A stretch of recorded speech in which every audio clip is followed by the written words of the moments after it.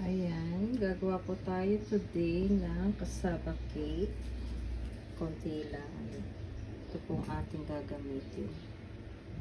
Ilang kampan. Kamuting kahoy, sugar, condensed at saka po iba. Let's go. So, bari, ito pong kamuting kahoy ay gagawin natin.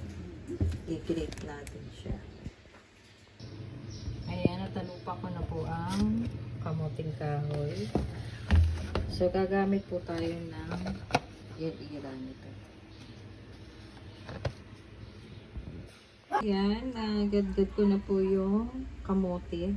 Ayan, kamote. So,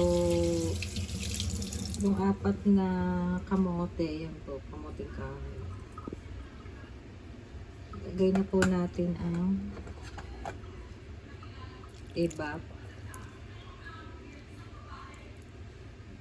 evaporated milk, and then condensed milk. Ayan. Maliit lang po yung nilagay ko. Kasi konti lang naman po yung ating kamote. So, yan. Haluin lang po natin. Ayan. And then, lalagyan ko po ng konting sugar. Konti lang po. Ayan. Para hindi masyadong matamis. And then, ating hahaluin ulit. Haluin mabuti.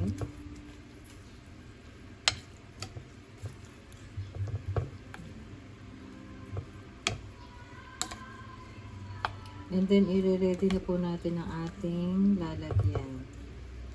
Steamer at saka lanera. Okay. Ayan. Nabuo siya. So, yan. Set aside po muna natin. Habang ating i-ready ang lanera. Kuha po ako ng caramel dito sa lanera. Diyan po natin ilalagay ang kamote. Ang cassava.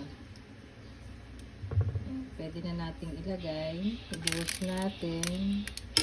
Ilagay po natin yung kamoteng ginawa natin.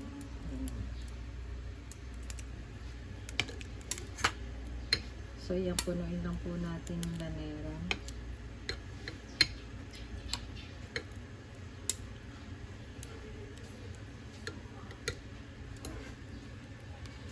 Dito po.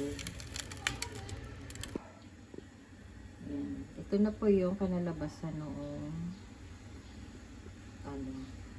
mixture. So, bali tatlo po yung nagawa ko. Dun sa 4 na pirasong maliliit na kamote. Marami na rin po yan. So, nagpakulo na po ako ng tubig, steamer. Naka-ready na po ating steamer. Pwede na po natin ilagay lanera.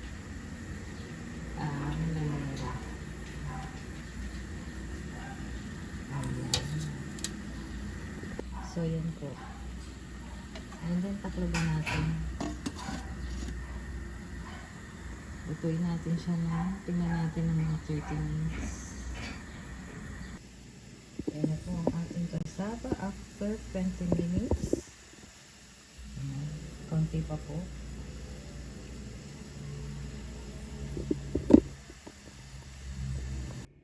Ito na po yung ating cassava.